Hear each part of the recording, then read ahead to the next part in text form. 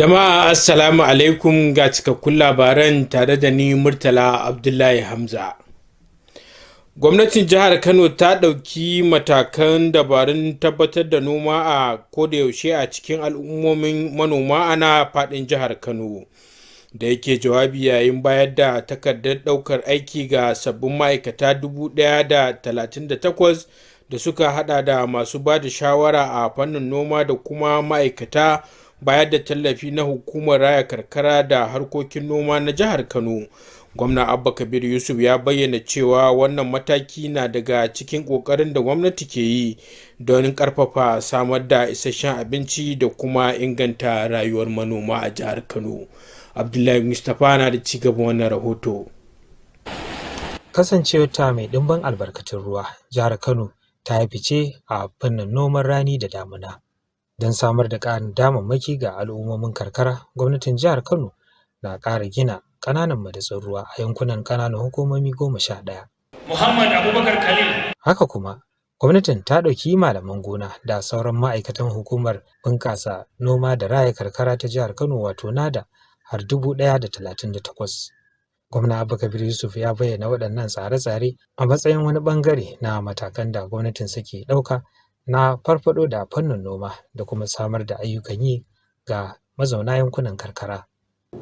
Rana ce a bar alfahari ga wannan gwamnati da kukanku da iyalanku da iyayenku da ma al'ummar jihar Kano baki ɗaya. Ya yi kira ga sabbin ma'aikatan da su zamo jakadu na kwarai don tabbatar da shirin gwamnatinsa na bunƙasa wannan fanni, wanda ya ce jajircewarsu ita ce za ta tabbatar da hakan. Abdullahi Mustapha, labaran NTA.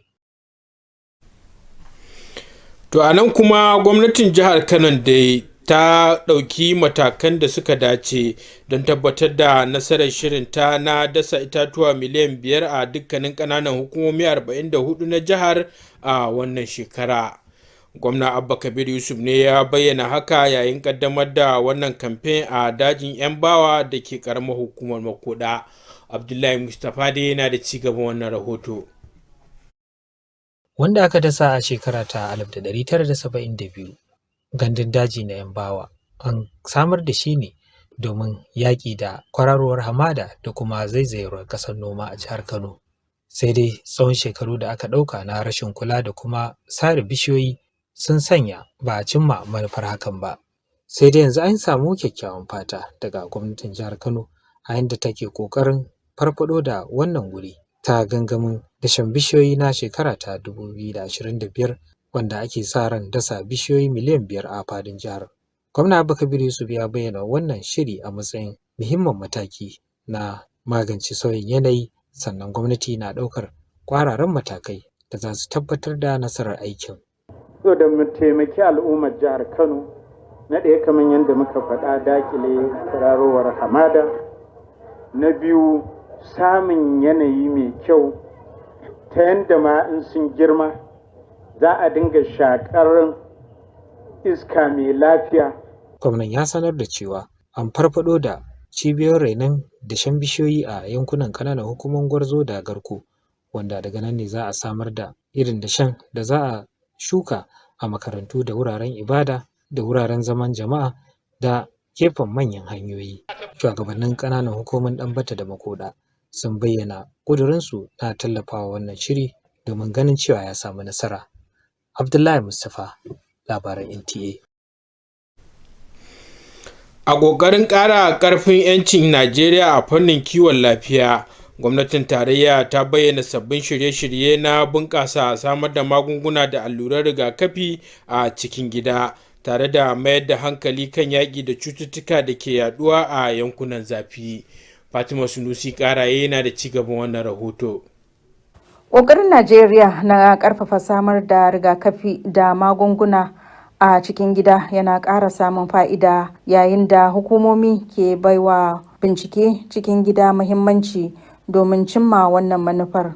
Ɗaya daga cikin cibiyoyin da ake amfani da ita wajen yin wannan bincike ita ce Kano State Independent Research Center da ke Kwanar Dawaki, wanda kwanan nan ta karbi bakuncin Darakta Janaral na Hukumar Raya Binciken Kimiyyar Halitta ta ƙasa Dr. Abdullahi Mustapha, wanda ya jaddada cewa gudanar da bincike a cikin gida ba wai kawai zai ƙara dogaro da kai ba ne, har ma da mai da Najeriya ta zama jagora. Mu haɗa ƙarfe da ƙarfi domin mu ga mun kawo warware wannan matsaloli. Misali, akwai cututtuka da dama, akwai abubuwa da dama da suke buƙatar bincike.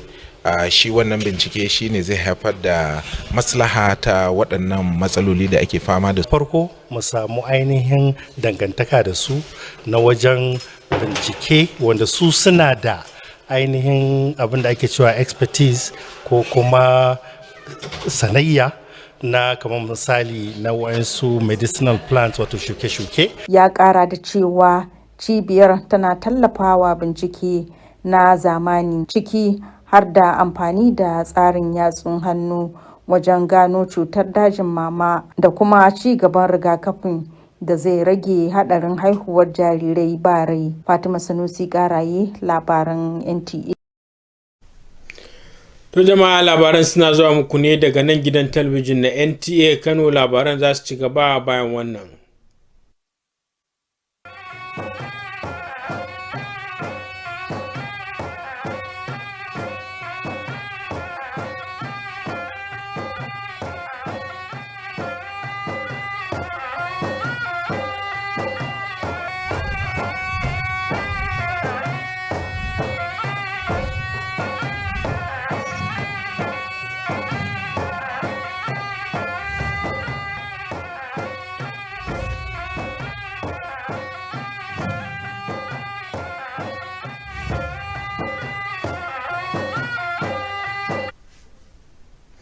To barkamu da dawowa. Zargin mutane da yin maita na ci gaba da barazana ga rayuwa da mutuncin mutane marasa laifi a sassa daban-daban na Najeriya. A Kano, hukumar kare haƙƙin ɗan adam ta ƙasa ta nuna damuwa kan yawaitar rahotannin cin zarafi da ke da nasaba da zargin maita. Fatima Sanusi Karaye yana da ci gaba wannan rahoto. Maita wata aƙida ce da ta jima tana rayuwa a cikin al'ummomi tun zamanin da, a inda take cike da tsoro, duhu da jahilci. Abin takaici, wannan tsohuwar aƙida har yanzu tana haddasa mummunan ɗabi'o'i da take haƙƙin mutane da ba su da galihu. Wannan irin labari mai taɓa zuciya shine na wani mutum da aka zargi mahaifiyarsa da maita ba tare da wani bincike ko sahihin shaida ba, a inda aka yi mata dukan tsiya har ta ce gagarin kunan. Wasu mutane suka yi wa mahaifiyarmu zargi cewa ta kama yasu ita mai ya ce, shine suka bi ta gona, suka je suka ɗauko ta a babur suka kawo ta gidansu, suka ci zarafinta ta hanyar yi mata tsirara da daddatsa ta da adda da karaya masu yawa a jikinta. Saboda irin wannan cin zarafin bil'adama da kuma yadda mutane ke ɗaukar doka a hannunsu, ofishin hukumar kare haƙƙoƙin ɗan adam na Kano ya shirya taron tattaunawa tare da masu ruwa da tsaki domin jaddada mahimmancin kare haƙƙin kowane ɗan adam. Mun sani matsala ta maita matsala ce da aka daɗe da ita a cikin al'umma, kuma ya kamata amma mu sani cewa duk da yake al'umma ta yarda da cewa akwai maita, to amma akwai abubuwa da suke tattare da wanda ake zarginsa da maitan nan, saboda akwai danne masa haƙƙi da yawa da yake faruwa. Hukumar tana nan daram wajen bincike kan irin waɗannan laifuka, bayar da goyon baya ga waɗanda aka zalunta, tare da tabbatar da cewa adalci ba wai kawai ana alkawarin hakan bane ba, ana tabbatar da cewa an aikata shi. Fatima Sanusi Karaye, labaran NTA. To Allah ya kyauta. Sai kuma bangaren rahotannin wasannin namu na yau.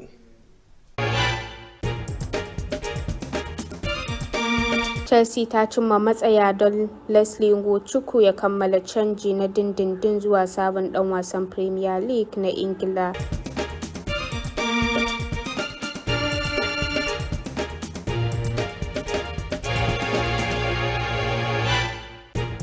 Ɗan wasan tennis mai tasowa daga Canada Nta Kano ya kasance a matsayi na 333 a farkon kakar shekara 2025.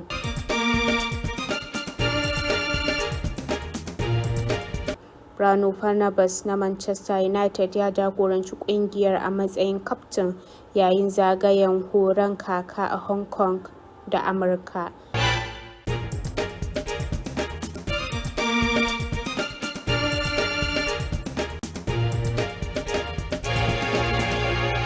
NBA ta samar da shirinta na gudanar da wasannin kakar gasar a London a shekarar 2026 da kuma Manchester a shekarar 2027.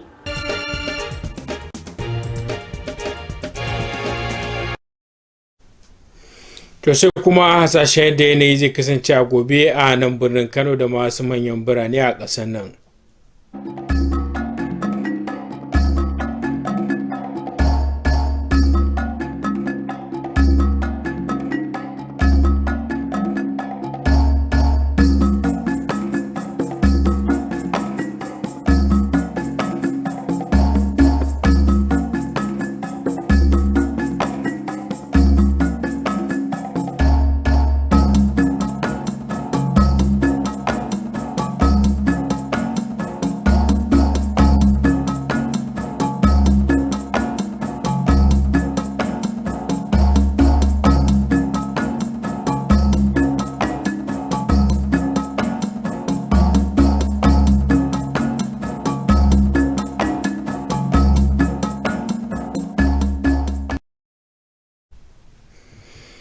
To sai kuma sakon masana na yau.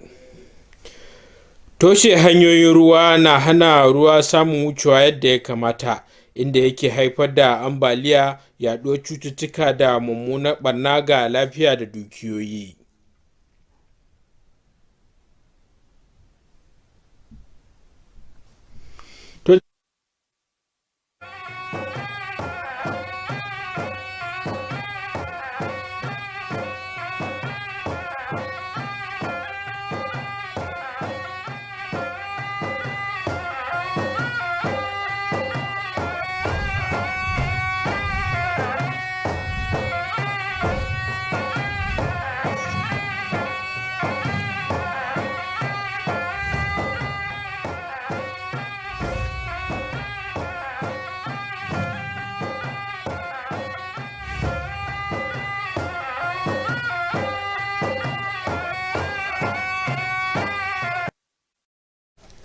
Thank you for joining us on Nta Kano News. I am Amin Umar, and now the news.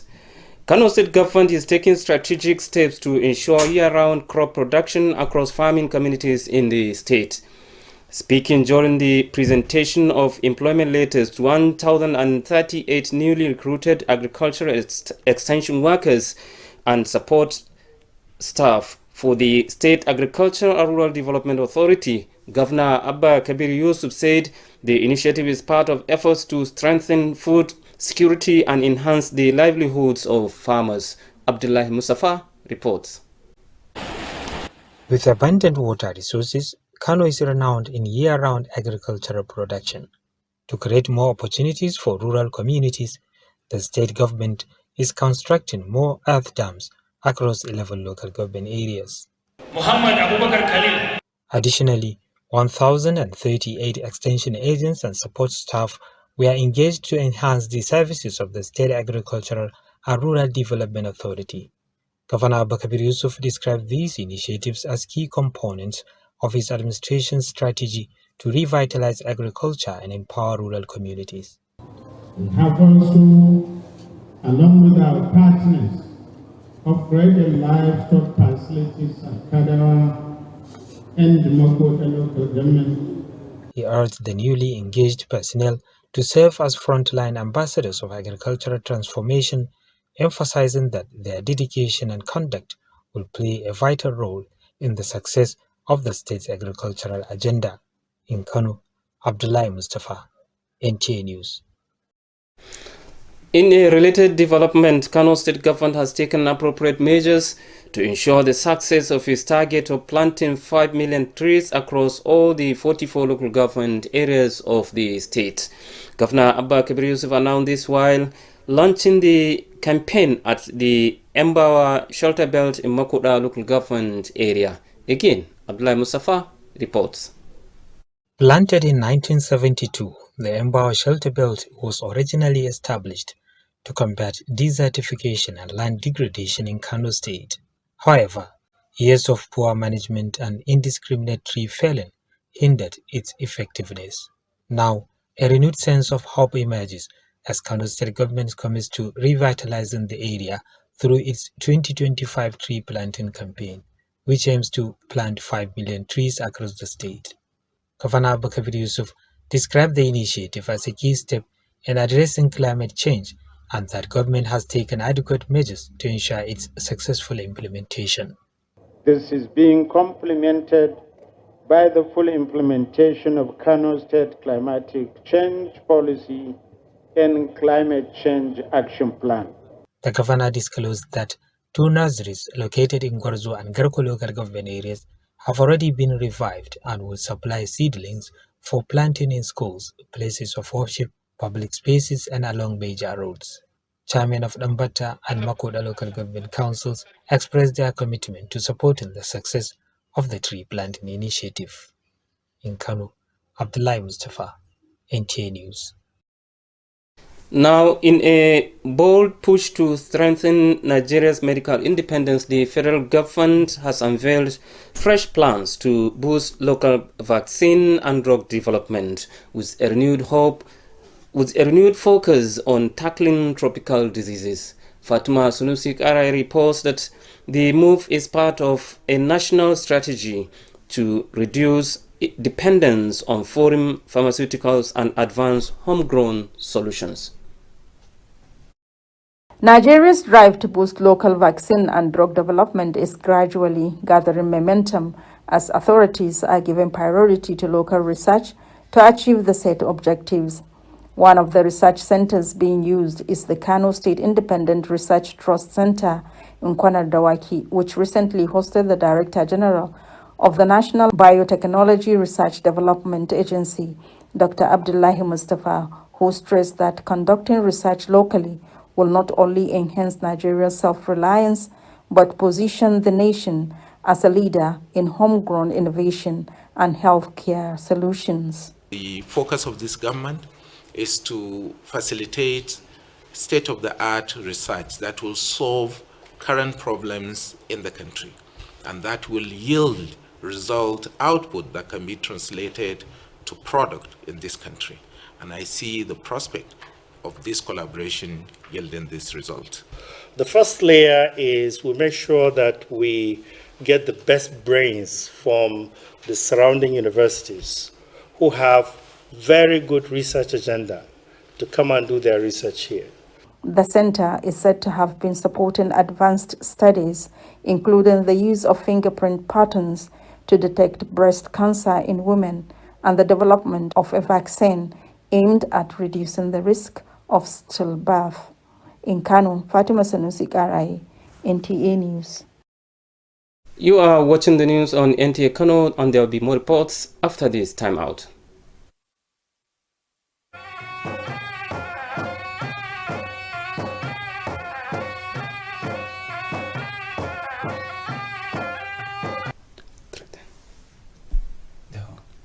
Welcome back. This is Nta Kano News. Witchcraft accusations continue to threaten the lives and dignity of innocent people across communities in Nigeria. In Kano, the National Human Rights Commission is raising alarm over the rising cases of abuse linked to alleged witchcraft, especially against the elderly. Fatima Sunusi Karai tells us more. Witchcraft is a belief system that has lingered in our communities since time immemorial, often shrouded in fear, misery, and ignorance. Sadly, this age-old belief continues to fuel harmful practices against vulnerable individuals, leading to violations of fundamental human rights. One such heartbreaking case is that of a man whose elderly mother was accused of being a witch without any evidence or legal process. Wasu mutane suka yi wa mahaifiyarmu zargi. Some people accuse our mother, saying she was a witch. They stripped her naked, beat her, and attacked her with a machete.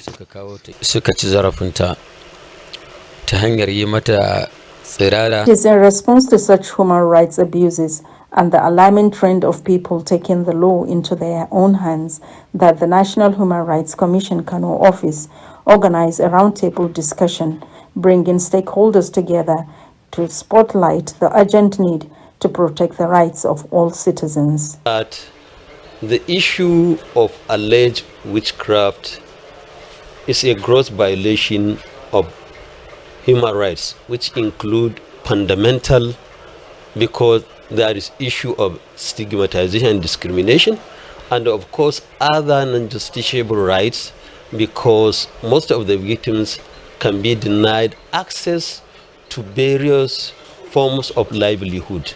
The Commission remains committed to investigating cases of abuse, supporting victims, and ensuring justice is not just promised but delivered. In Kano, Fatima Sanusi Garai, NTA News. And now to sports with Amina Mahi.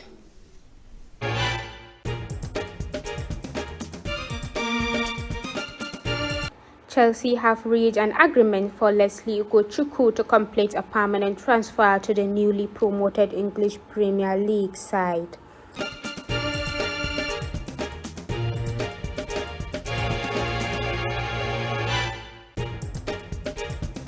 Canadian rising star Mbako was ranked 333rd at the start of the 2025 season.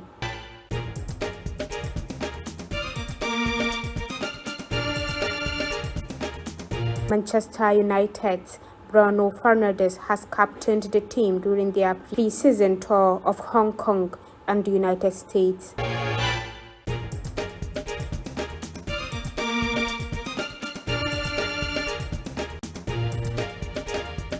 Let's now take a look at tomorrow's weather forecast in Kano and some selected cities.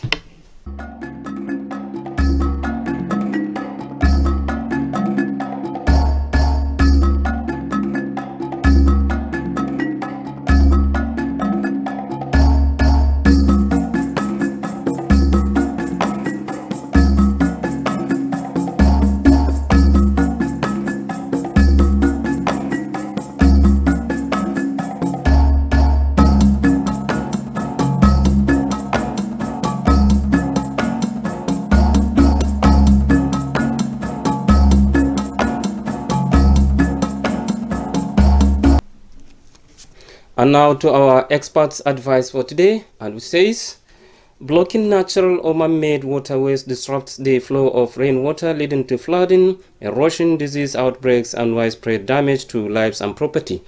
Now, residents are urged to dispose of refuse properly to prevent drainage blockages and protect their communities. That was the news. Thank you for watching. I am Amin Umar.